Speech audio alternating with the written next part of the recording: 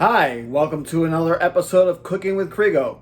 Boy, have I got a good video for you today. We're making meatball parmesan subs. Doesn't that look good? It's really easy to make and I'll show you how to make it. Here are the ingredients we'll be using to make our meatball parmesan. As always, we will have the exact measurements in the description below.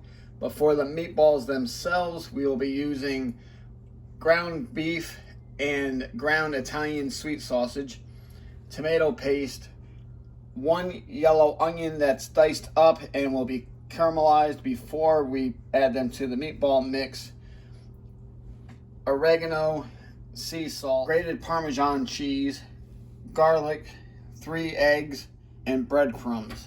For the sauce, I'll be using crushed tomatoes, tomato sauce, sea salt, ground black pepper to taste, tomato paste, my own Italian seasoning. I will have the exact ingredients and measurements in the description below, and pesto sauce.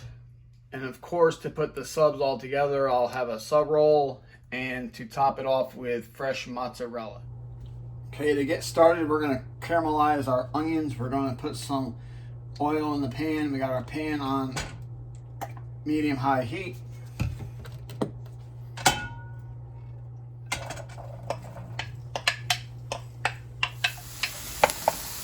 I turn the heat down to medium and I'm going to constantly stir this. We're going to add a little bit of sugar to the onions. Okay, our onions are nice and caramelized. I'm going to put them in the freezer for about 5 minutes or so to cool them down. We don't want to put hot onions in our meatball mix. So the first thing I did was take my ground hamburger and my ground sausage, and I'm going to mix them together, but be careful not to over mix. And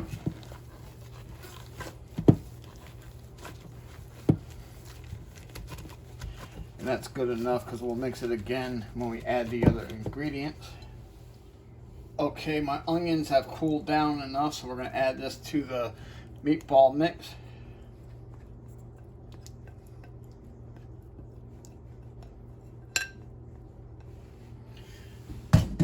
And we're just going to add all of our ingredients. We got the garlic,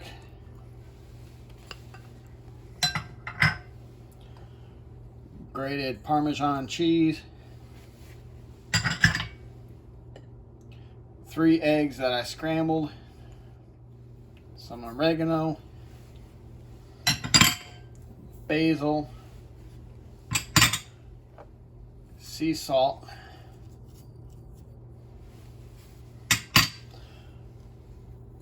breadcrumbs, and some ground black pepper.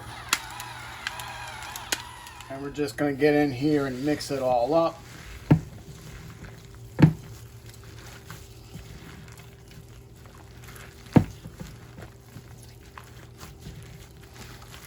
And we're going to mix this so they're all combined, and it should have the consistency of a meatloaf. We're going to get our pan ready. We're going to spray it with cooking spray for the meatballs. Okay, so now we're going to shape our meatballs.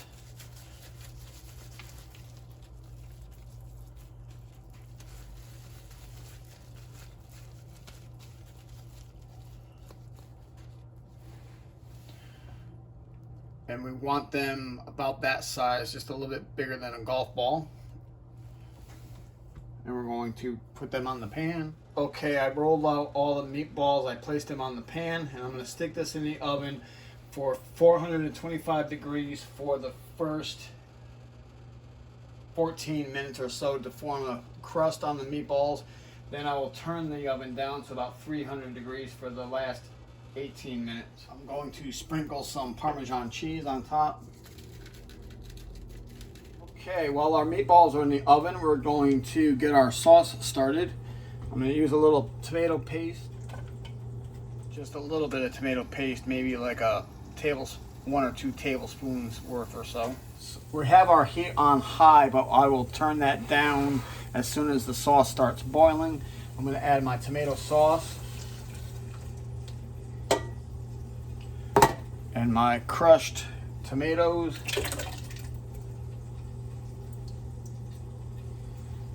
Give that a stir. I'm going to add my Italian seasoning.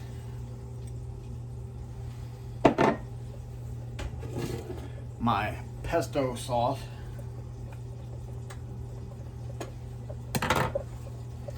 Now I'm going to turn my heat down to about almost just a little above low.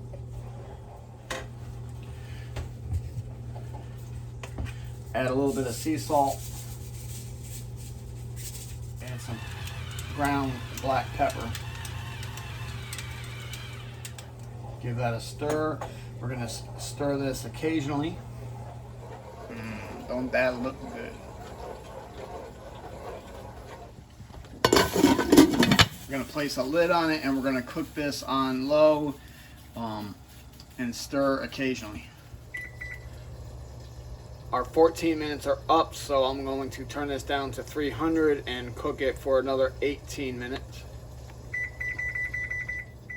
Okay, the meatballs are done. I took them out of the oven. I'm going to put them in the sauce for about 20 minutes or so. Let them soak up in the sauce. We're going to give this a stir. And we still have our sauce on about medium-low. Now it's time to build our sandwich. We're going to cut our sub roll, but not all the way through, just a little bit through, just enough to get the meatballs in there. About like that. And I filled my sub roll with meatballs and put some sauce on it. I'm going to sprinkle it with a little grated Parmesan cheese. We're going to place some fresh mozzarella on top.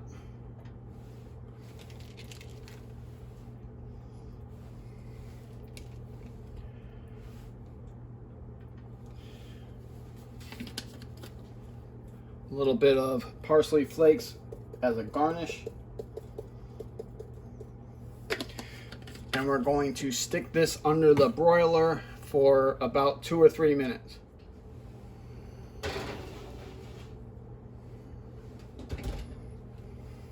If you have an electric broiler, you're going to want to keep the door open a crack so that the broiler doesn't turn off on you. If you have a gas broiler, you don't have that problem and you can close that door.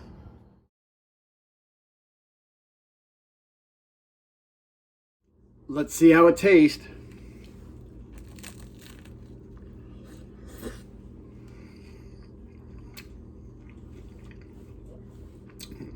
That's delicious. Okay, so that concludes this video. Please like, share, and subscribe if you haven't already. Hit that notification button so you can tell when the next video is coming up. Thank you for watching.